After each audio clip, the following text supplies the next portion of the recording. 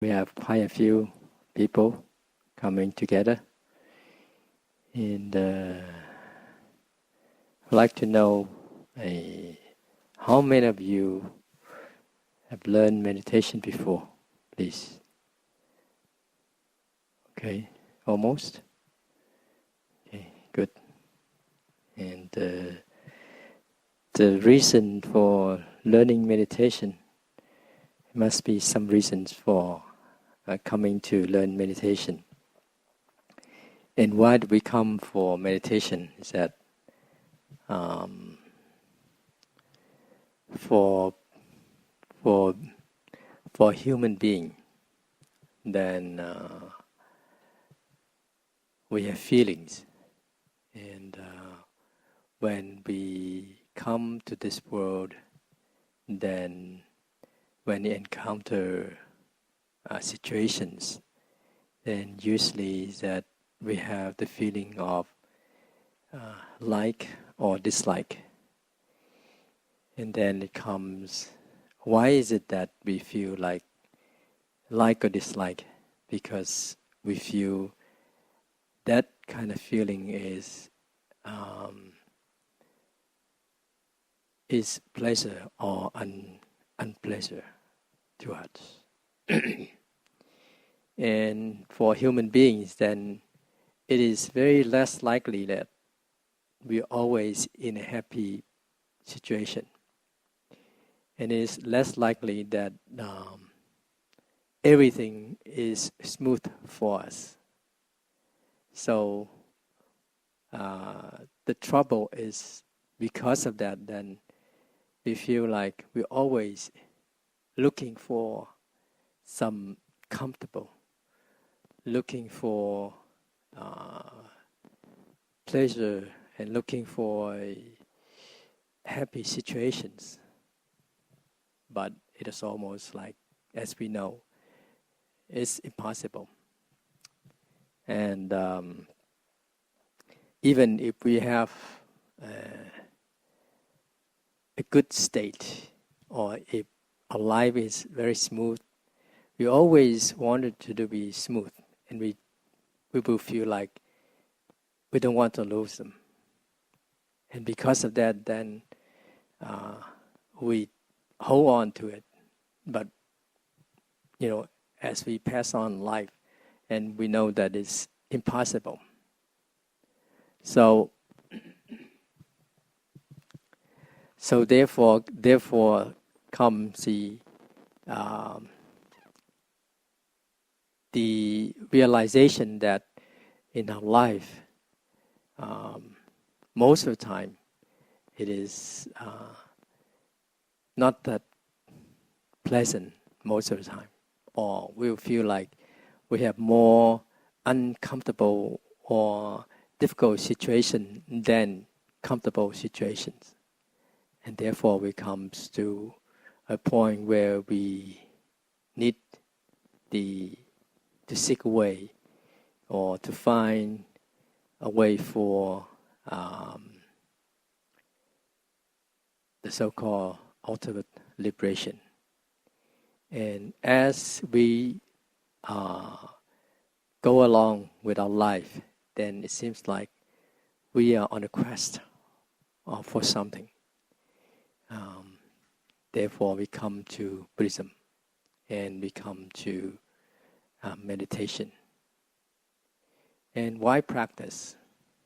Because in the practice, then we at least come to a state where we know that meditation is necessary. It will bring ourselves to a peaceful mind, as well as to a clearer mind. And because of that peacefulness, and because of that clarity of the mind, then we realize that meditation or chant practice help us to deal with everyday life better than before. And therefore this is the teachings of the Buddha.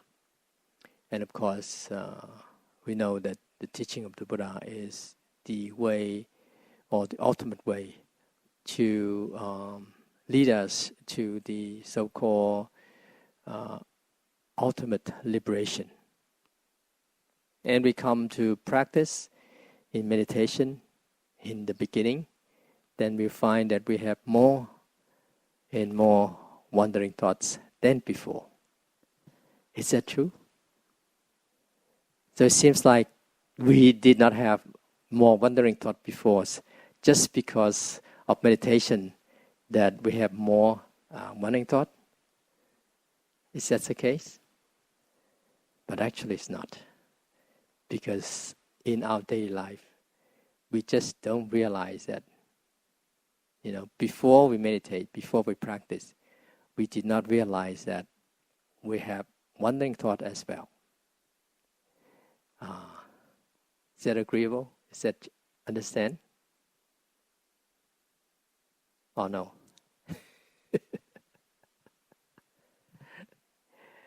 Okay. I'd like to share with you the story of the first bhikkhu disciple of the Buddha, and his name is Ajnata, Kau, K-A-U, and then Mia, something like that.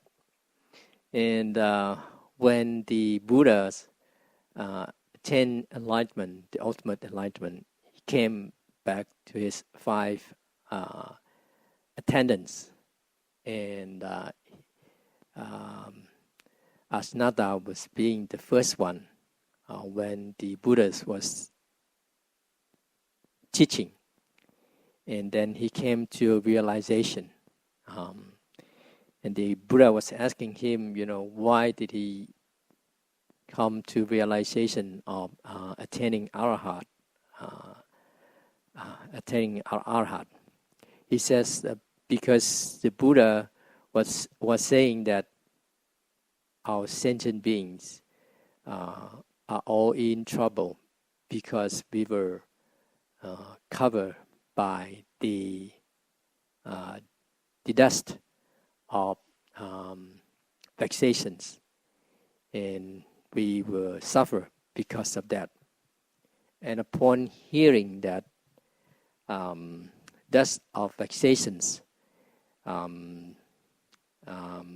venerable, honorable, venerable Ajnata realized that because of that kind of dust vexations, that we sentient beings did not realize the truth and did not realize that they already have the Buddha nature that is always unmoving. And because of that, he reached the enlightenment.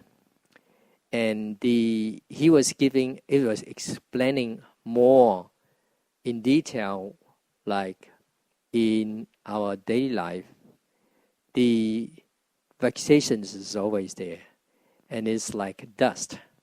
Why is it using this dust? Because after the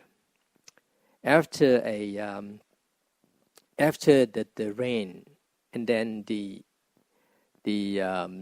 sun come out, and then when sun comes out, and if the sunshine through the windows, that you see the light coming in, then in the light, in that spectrum of light, then you see the dust, a lot of dust, when it comes through the window, or when the sunshine going through some kind of hole, and then you see a lot of dust in there.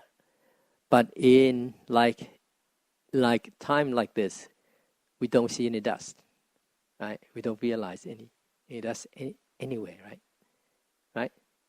But only when it's come like this coming in, then we see a lot of dust going around. But within the dust, then it is the space. The dust is always moving. But the space, like the space is also always there. The space is not moving at all. And because of that realization, because of that phenomena that he was given, then he comes to a realization. And he also said that we are just like sentient beings. If they're not enlightened yet, then they're just like the travelers who travel from place to place, and when they come to a place, he stay, and then when any time's time for him to part, then he'll leave. While the host, now it comes to host and guest. The traveler is a guest, and then the host is stay in the hotel or any inn or motel, whatever. They will stay. They will not go from place to place. So this energy is likened to our sentient beings. If we do not realize enlightenment, or if we do not see, if we're not able to see our own nature, then we are just like travelers, the guests, that going from one place to the other. Now, this one place to other, referring to going from life after life. This life you are being a man, next life you being a woman, and then next life being Westerner. The other life we become an Asian, things like that, and going on and on without realizations. But the Buddha nature is also always there, but we don't realize. And the Buddha nature, it's what we should. This is what we should, work toward, so that we could come to a realization of the state of moving, unmoving, and no birth, no death, no come and no go, just like what the Heart Sutra said. So we start with the meditation, and then we have to go through the process, almost everyone go through this process of, first of all, seeing a lot of wandering thoughts and wonder why. We were like that. And then going through the process of, you have to endure all kinds of pain. Pain in the legs, it's the first thing. And then pain in the back, and then pain in another part of the body. And we have to go through that. And then you need to have a method to come back to the method again and again and again. And just come back to the method. And at least we have a method that we could work on, and we have the method so that we could ground ourselves too. Because if we are not diligent enough, then it's very easy for us to have wandering thoughts.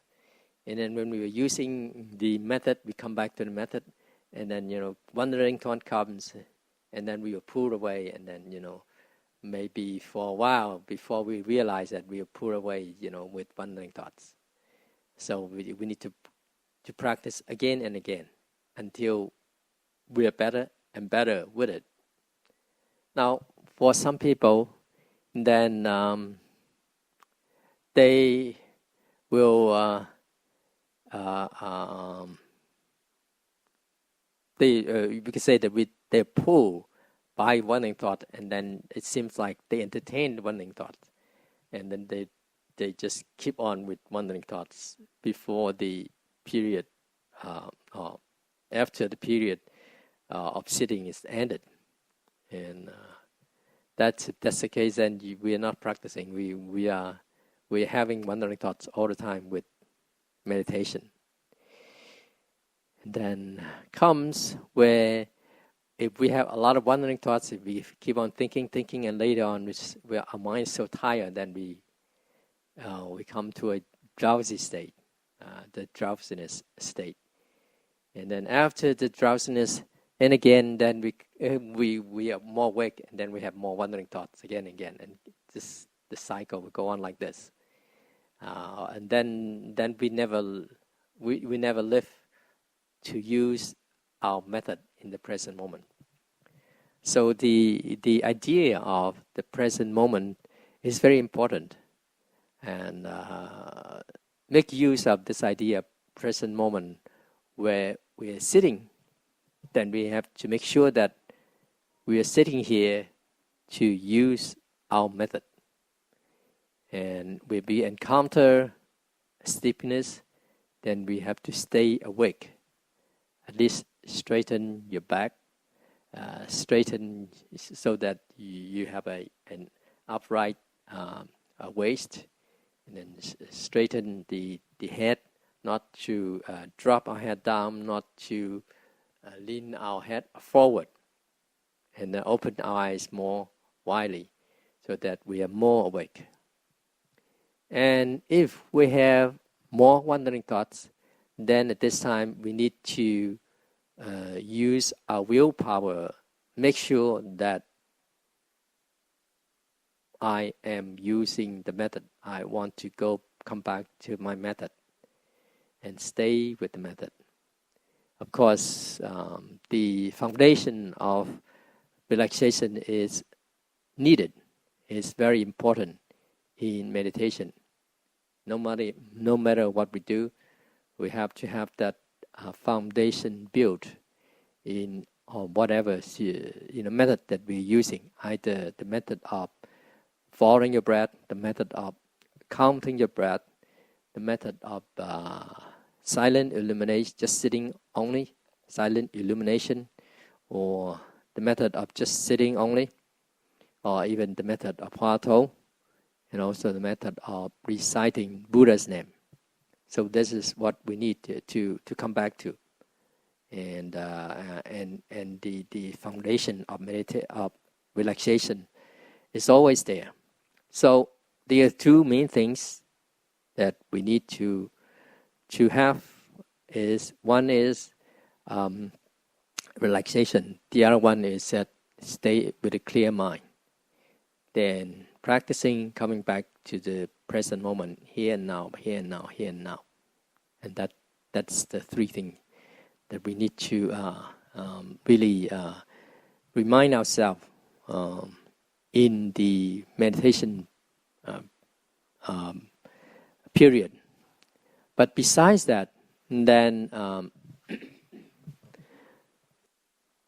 we need to also in our daily life, when whatever that we're doing, then we try to, again, using the idea of the present moment, being here and now, and also the relaxation as well as the clear mind. These three things are needed even in our daily living. So making use of this idea of practice, not only just sitting on the cushion, but also making use of it in our daily chores. For example, a few days ago, we had a field trip to the museum of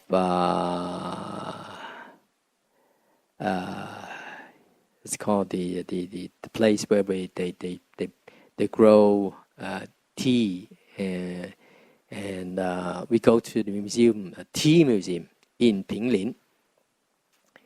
Now, before going into the museum, I advise them that whatever you do,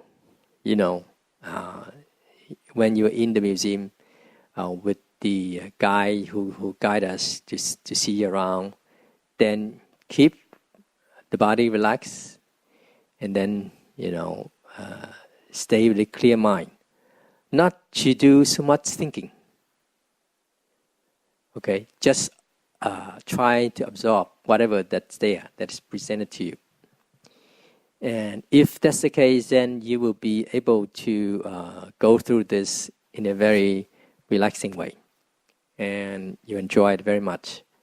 And also share with them it's one time after the retreat in Mexico, then this lady together with her daughter, they go for a tour to Europe. And then she wrote back to me that, in the beginning, they were going from one place to the other and going to see many museums. And then after a few days, they were so tired because, like seeing so many things, and then, your mind, thinking a lot, So she told me that, after a few days of being so tired, she used the method that I taught, is that just seeing, but just absorb, but no need to think, no need to reasoning, no need to, judging good, bad, or whatever, So they, afterward, her trip was very, very at ease, pleasurable. So that's what she shared with us. So I told them to do the same thing, when, going to the museum, then we don't have to think too much about whatever. Just follow and just try to absorb with a relaxation, body and mind. So afterward, then the day is, you don't feel that tired afterward because you have to receive so much information, so many things that you're thinking of, and then reasoning and using your brain a lot. So that's that's how we use make use of this idea in our daily life. But of course, when it comes to planning, we need to plan, and then we have to use our thoughts to do, to plan for everything that we do. So this is the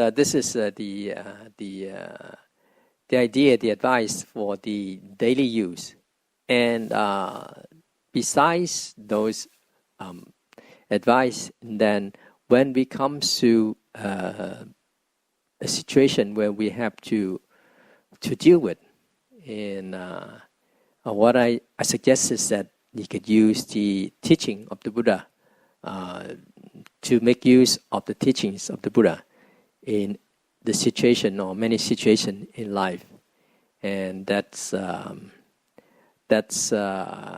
the principles. The guideline is with compassion as well as with wisdom. To have compassion for others, but also to deal with things in a more with the use or with the making use of the wisdom of the teaching of the Buddha. There was one question that one time, like before I came here, there was a question concerning about how to use compassion in our daily living so that people are not taking advantage of us, or how to use compassion so that we will not harm, we don't harm ourselves as well as we don't harm others. Actually, one is that being good, being kind-hearted, in a way, so that people clear that we have the heart to help.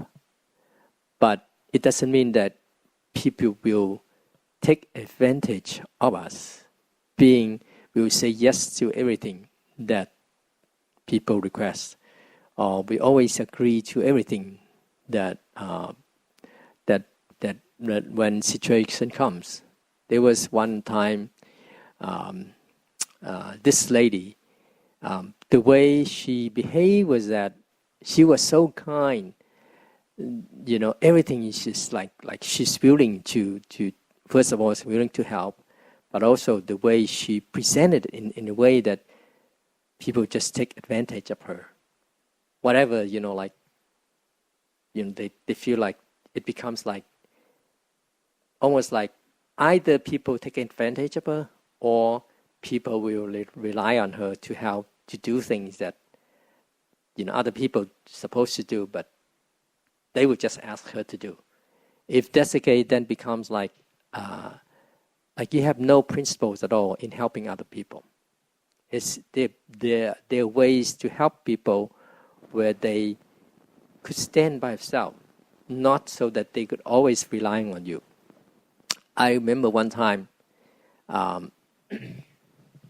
these people were going to some place where they are supposed to distribute good and food to the local where they are in need of the food.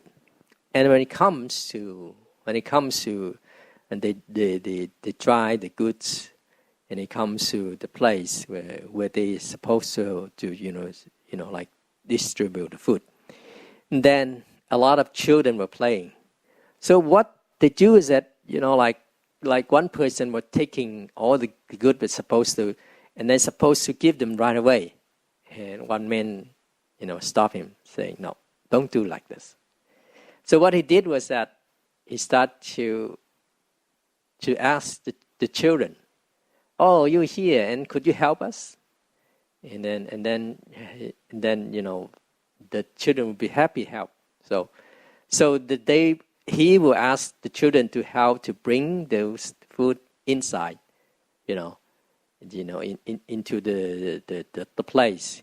And then after everyone, they finish the job, then he will give them something in return of their service. So that's a way of letting them know that if you want to have something, you need to provide your service, or at least you need to provide your labor to gain something. We don't just give things for free. Right? This is one thing they learn. And then when it comes to like the food was stored, and then they start to check out what the family need, whatever, and then afterward they will provide this food for the needy. So that's the situation where we help them in a way so that they also feel like they have more respect. We just don't give them as a someone who is more superior and to give them everything that they want. Because if we do like this, then next time they come, and next time when we come, they just come and ask for it. They don't have to do anything. And if they are like that, then they become like they relying on this, and they will not try to think of ways so that they could be more independent rather than dependent on whatever that's given to them, and they don't try to find a way for themselves to really to be independent. So that's what we do, and therefore in our everyday life, yes, we are willing to share, and to help, but in a way so that it is with some kind of limit. We don't try to sacrifice everything for the others, while the other will take advantage of us, as well as they will rely on ourselves, and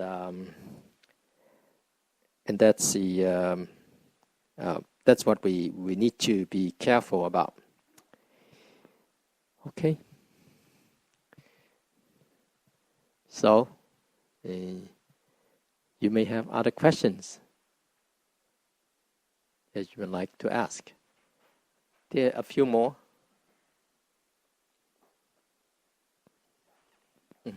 Yeah. Okay, the second question is that after following my breath for a while, sometimes I would come into a state in which I'm not fully focused on the breath. Neither am I fully taken away by wandering thoughts that arise from time to time. I could not say exactly that I'm fully aware of my own state of mind. What should I do then?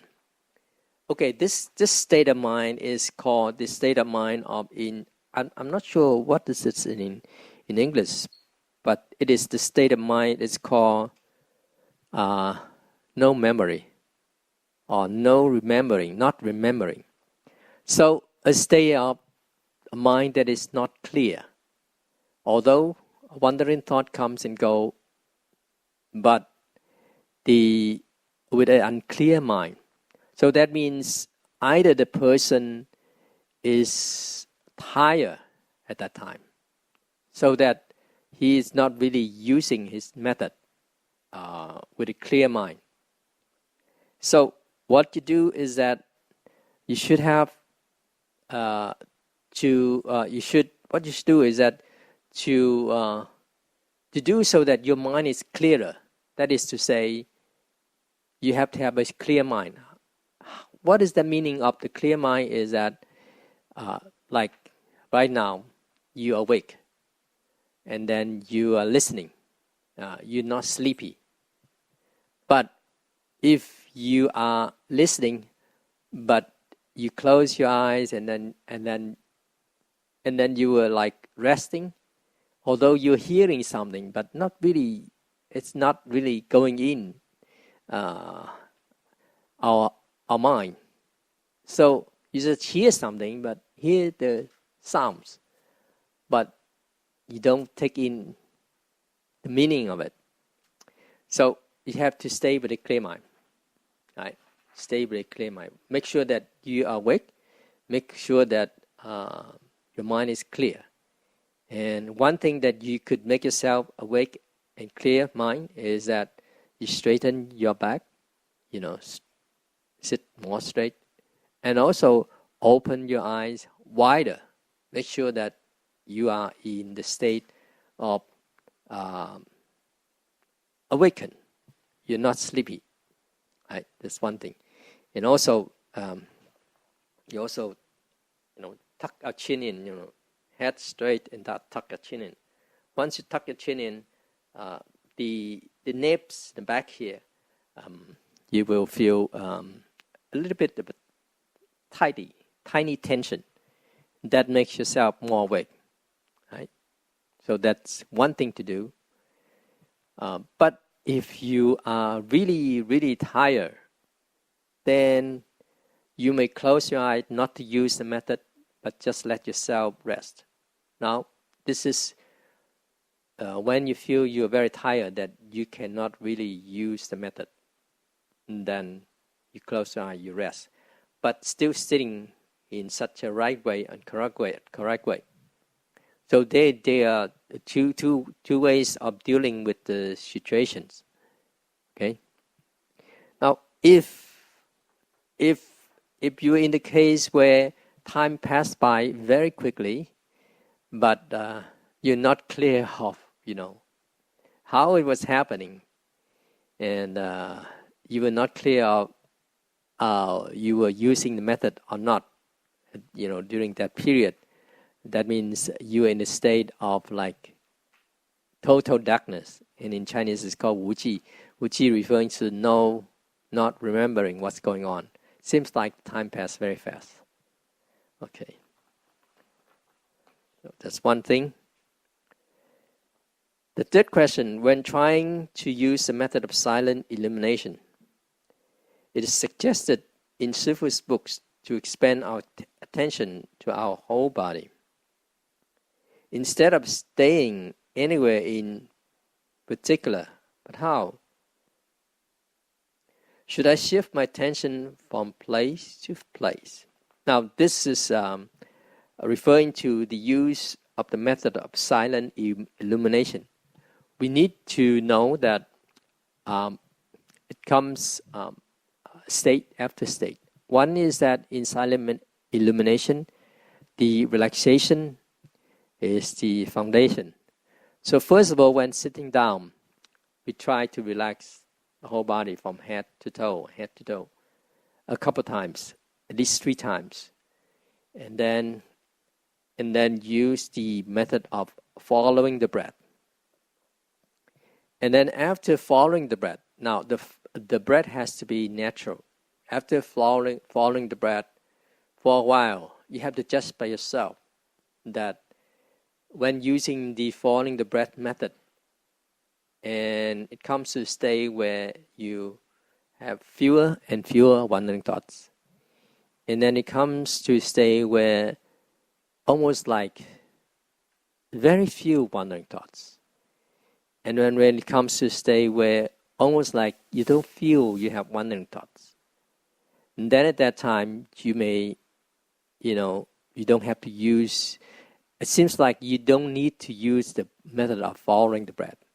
And then naturally, you will come to a state where you know that you're sitting here with a clear mind. And that's the situation where the question raised. It's suggested in Sifu's book to expand our attention to our whole body. Right? So you have to come to from the relaxation to the breath method, and then come to just sitting only.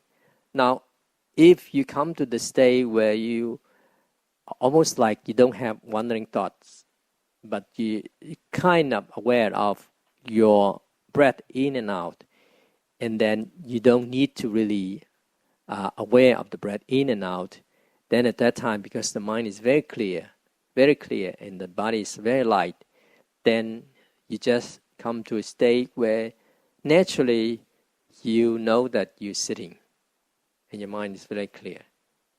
Now you stay with that, the whole body sitting with a clear mind. Now, instead of staying anywhere in particular, but how should I shift my attention from place to place? Actually, the questions raised here is because the person actually is not coming to the state that I said yet.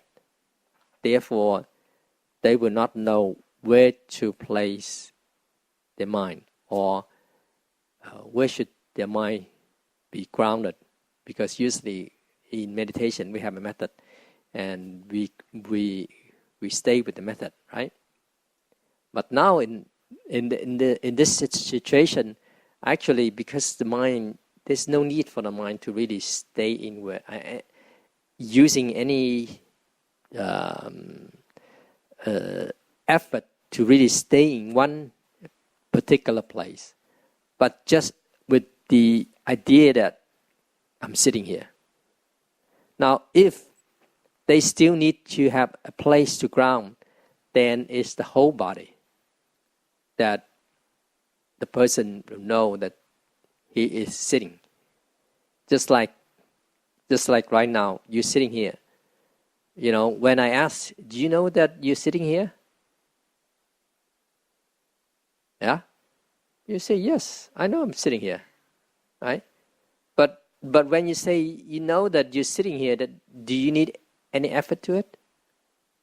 No, you don't need, right? It's very easy. You know that you're sitting here. But that is very easy in the sense that you know just there. But after, you could stay for a very short period or very short time, you know that you're sitting here. Can you know that like at least for like 10 minutes, can you always know that you're sitting here? That'd be hard, right?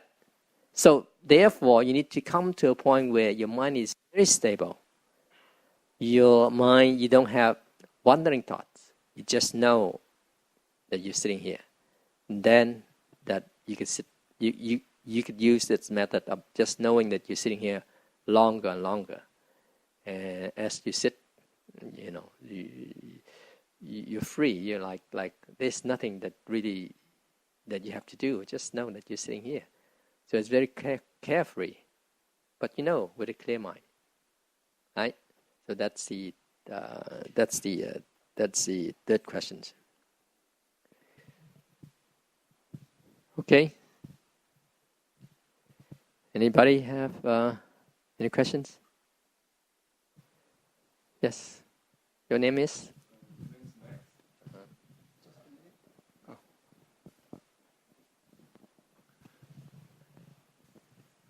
One question I have is regarding emotions. Mm-hmm.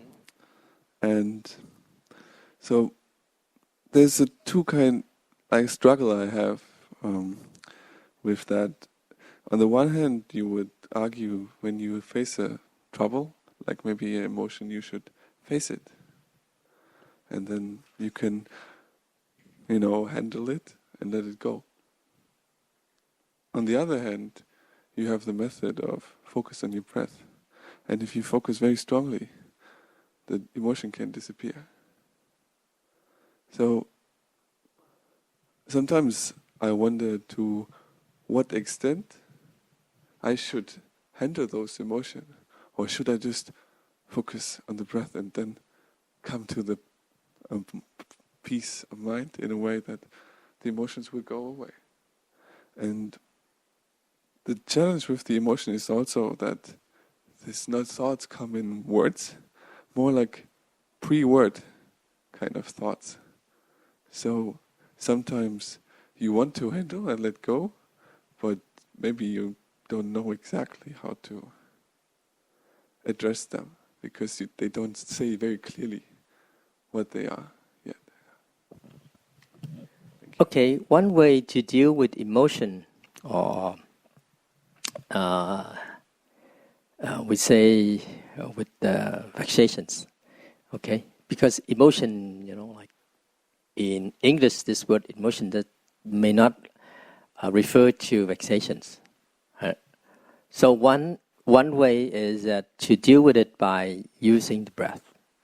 Right? So we already face it and we already handle it, and then let go, because it's not there anymore. Another way is that when facing with the vexations, then we have to use the teaching of the Buddha where he said we already are injured, right? If something happened to us, like we feel very much upset or whatever, then we already injured. Then try not to injure ourselves again, which is emotion, and then follow the emotion, and then let it break out or whatever.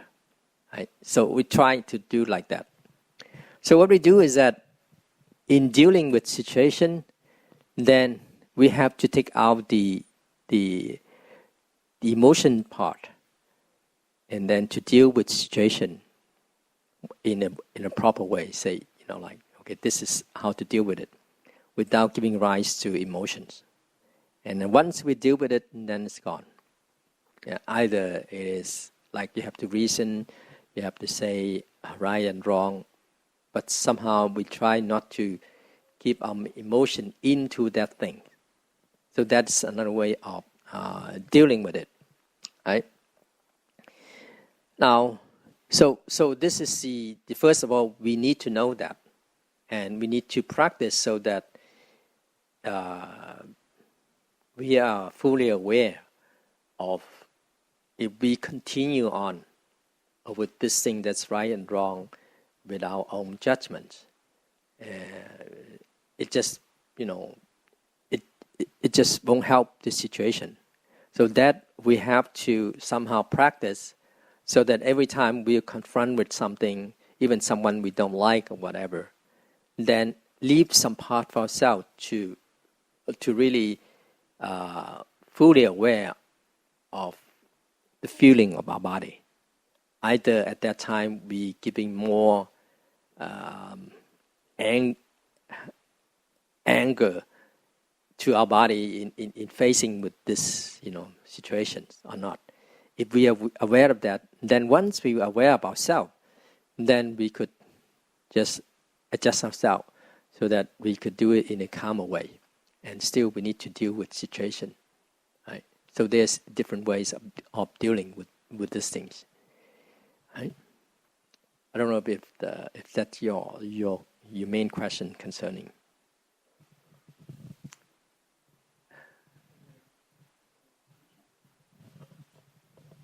So I understand that we should first maybe come to a clear mind without being influenced by the emotions, and then we should start to handle and face the problem. Yeah. Thank you. But that really takes some practice, because usually we go with our habits, that we react right away instead of respond, rather than we react. And then when we react, then that the emotion will follow, will just come together with whatever that we react. So that's what we need to practice until we get to better and better. Another question I would have is, why is it the mind chooses to like this, dislike this?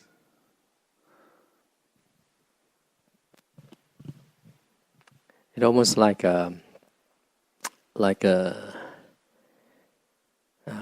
we're born like that.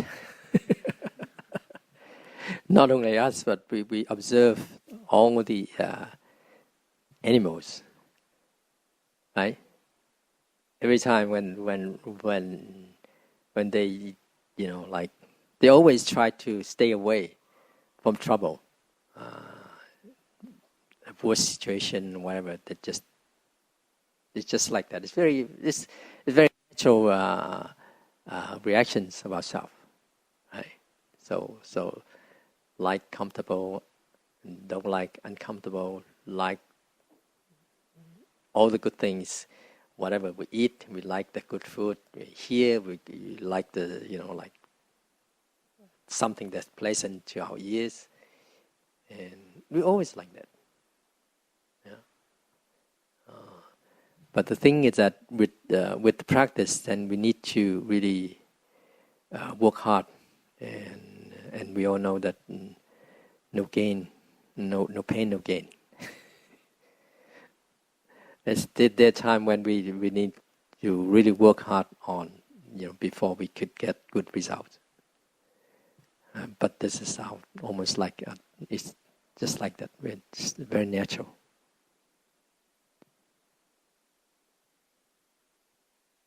Nobody wants, like hardship, and because of that, then become another vexation that we have. It's being lazy. Yeah, very much. But we all know that if we're too lazy, it just won't work.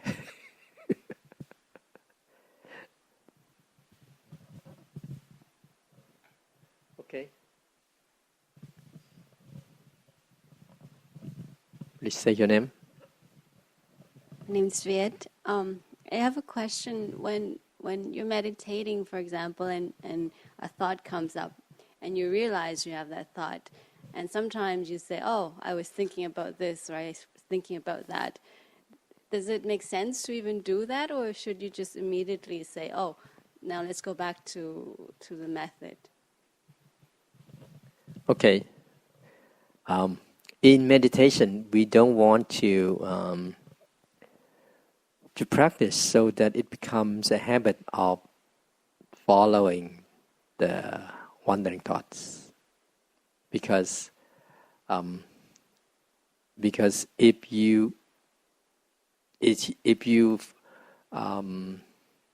it becomes a habit, then every time you meditate, then you just think about things that, like there's a lot of things that you want to solve, right? So it becomes a habit, then your practice won't go anywhere. You just like that, and then And then after meditation, you feel tired because you have to use your brain to think, reasoning. Although this could be, there's possible, and definitely possible that we have very creative thoughts and new thoughts that will solve our problem, and not only to solve our problem, but also some creative things that will come. But we don't want to form this habit in meditation. Right? So just don't follow your wandering thoughts. Come back to your method. But besides, if you're not sitting in meditation, then it's better that you want to think of something, then think.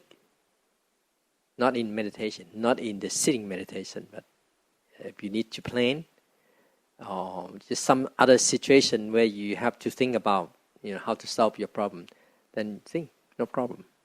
So try to separate meditation and then when you're planning. Don't mix them, because if you mix them, you're sitting in meditation, you could write a book. Well, my point is sometimes you're following your breath, and then a thought comes, and you're aware of it. You say, "Oh, I'm aware that I'm trying to plan tomorrow's blah blah blah." My point is, do you even say to yourself, "I'm aware of that," or do you just try not to say that to yourself and go back immediately to counting the breath? No, it depends. If you could do without saying, then come back right away. But if you have to remind yourself, then remind yourself. It's okay. Thank you. Okay. Fasha, my name is Anders. Recently, Gordon Fasha was in Sydney, and he gave a lecture. In that lecture, he said he was talking about Buddha nature, and very briefly he said, it's not as though there is something called Buddha nature. There is only emptiness. And my question is it important for us to understand that? Or that's the question really, is it important for us to really understand what he meant by that statement? Okay, it's important to know, and important to at least understand, not realize yet, because it's only through practice that we come to a realization of nature is its emptiness. But to understanding, you need to have that idea, because we ourselves, body and mind is always changing.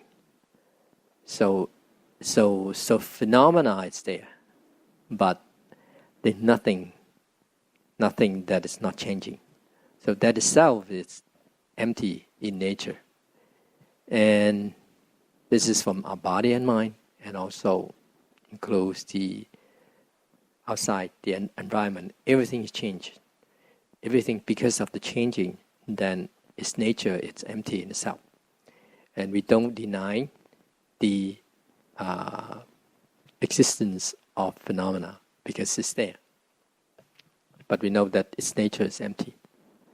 So that's important to get on, to hold on, or to understand that idea of emptiness.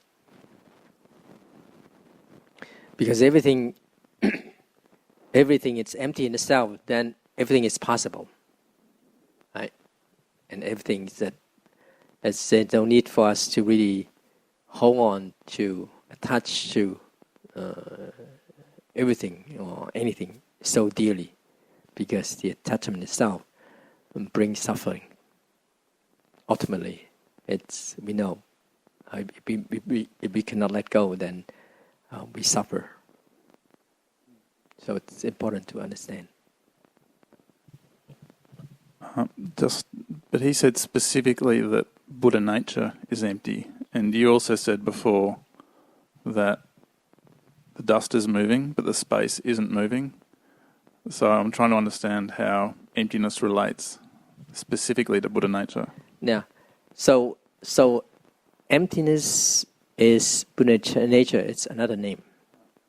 Right. Now, the dust is moving, but the space is not moving. It's just an analogy. Now, the space is not moving, referring to the state of not rising, not falling. It's like it's never born and never pass away.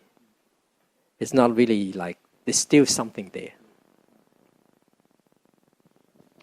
Okay.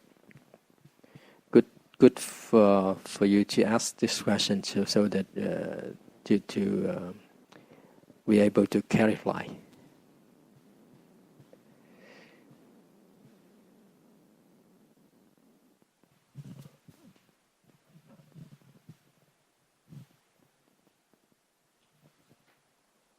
I just get also thinking about another question about Buddha nature, and why is it that when you can feel the emptiness or the connectedness, and then why is it that we easily can forget about it, and when some emotion arises, and then we forget, and how is that our memory seem not to catch the realization very strongly, easily? It goes away. And how is there a method to accept bringing yourself back to the moment, to let the mind remember that Buddha nature, that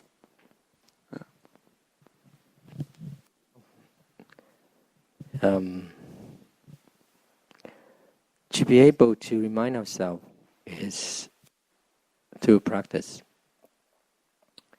And we all know that the reason for us to come, why do we come to this world? Because of karma. And because of not knowing or not realizing the nature of emptiness, which is not realizing the nature, the truth. Just because of that, then we'll do all things that is not appropriate, right? So this kind of very solid, very strong, very vast vexations is very, very, very difficult to really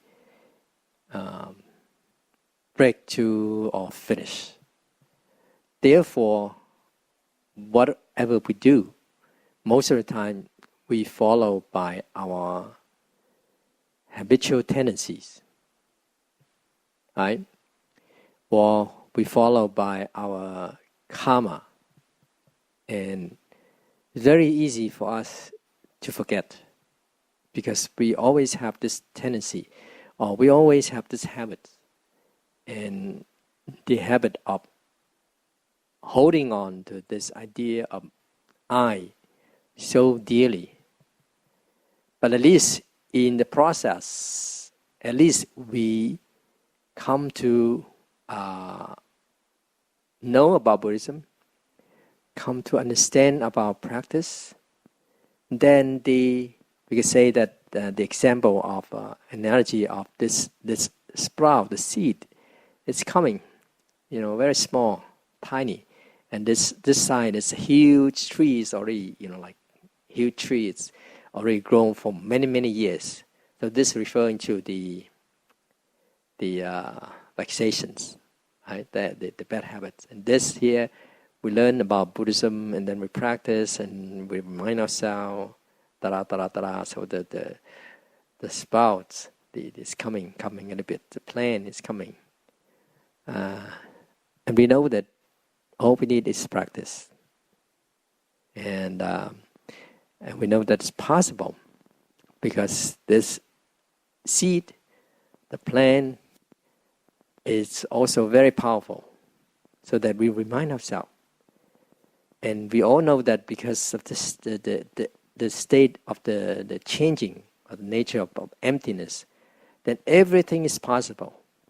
And if we have this very strong faith or confidence that it's possible, then we just keep on using the teaching, practicing the methods. Then we know, it's possible.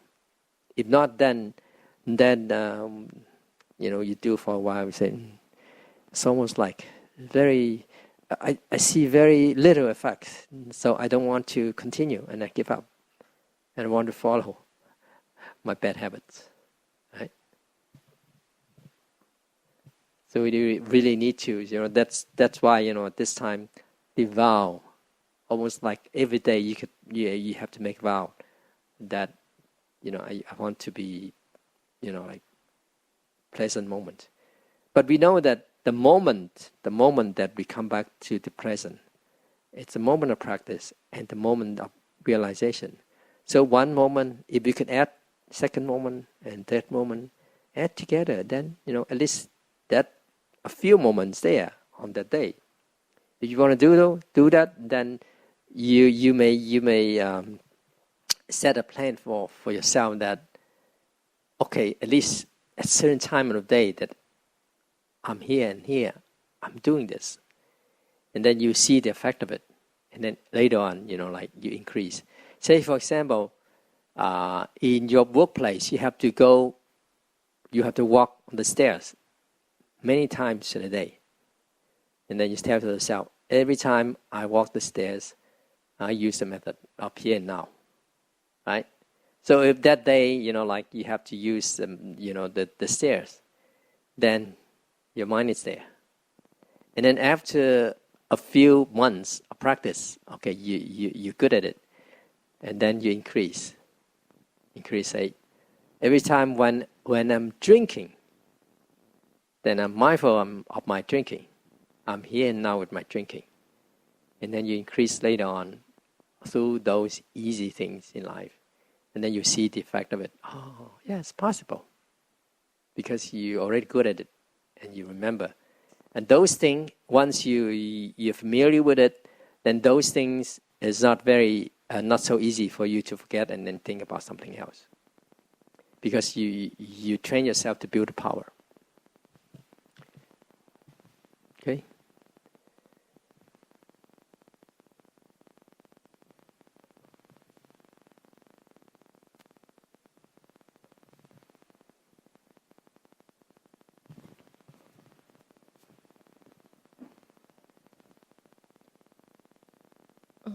师父，我先用中文讲一下。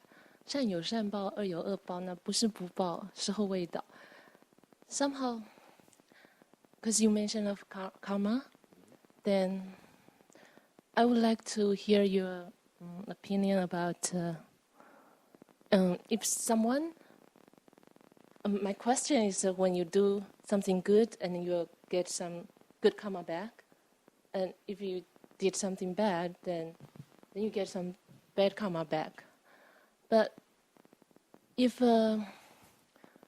someone who's been following Dharma often, but not all the time, and sometimes he also get lost or, make mistakes, then somehow, why, I have a question is why people like this, he might get bad karma back immediately, kind of punishment, or very soon get that.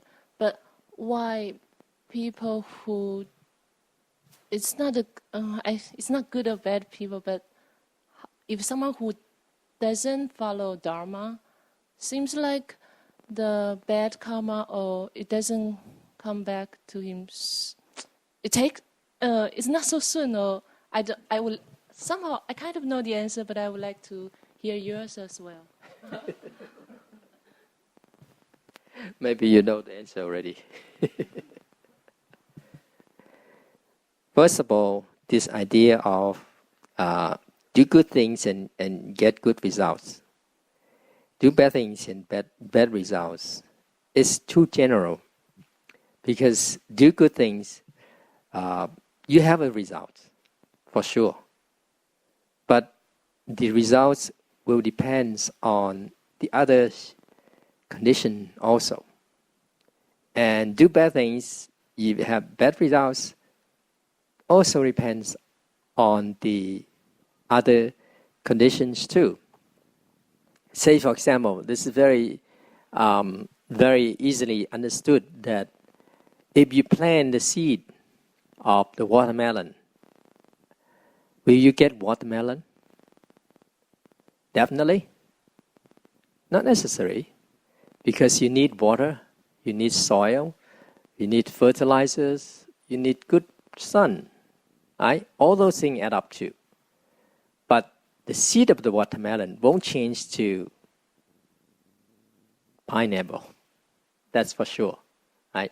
So that's in that sense, then it's good to good in that sense. But doesn't mean that you will definitely have that because of other conditions that will change. Therefore, a watermelon seed doesn't become a watermelon. Not necessarily become watermelon. But the seed of watermelon, if it becomes a watermelon, you definitely know for sure that it won't become a pineapple. So that we know, right? So therefore, when we say, like practitioners, they practice and they do good deeds, of course they will they get some results. But it also depends on other situations.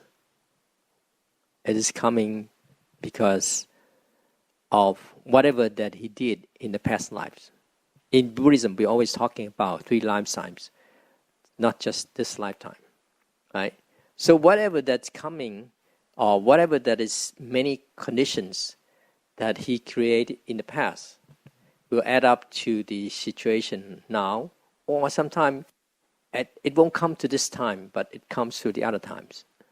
So therefore, the results that come could be, you see it right away. And some results we have to wait for a long time before it really comes. So that makes it more complicated to think of it in such a linear way that it's here like this. It's like you must come to this. It's not necessarily like that, right? So a person maybe in this life you don't see that he did anything good at all. Maybe do all the bad things. But all their life, that they enjoy their life, they're rich, they're famous, and they don't suffer at all. And you say it's not fair. But actually, it's not like that, because you have to see, this results coming, maybe not coming for this lifetime, but they've come to the other lifetimes. So it's 3 lifetimes. The idea of 3 lifetimes in it is important in Buddhism. Okay.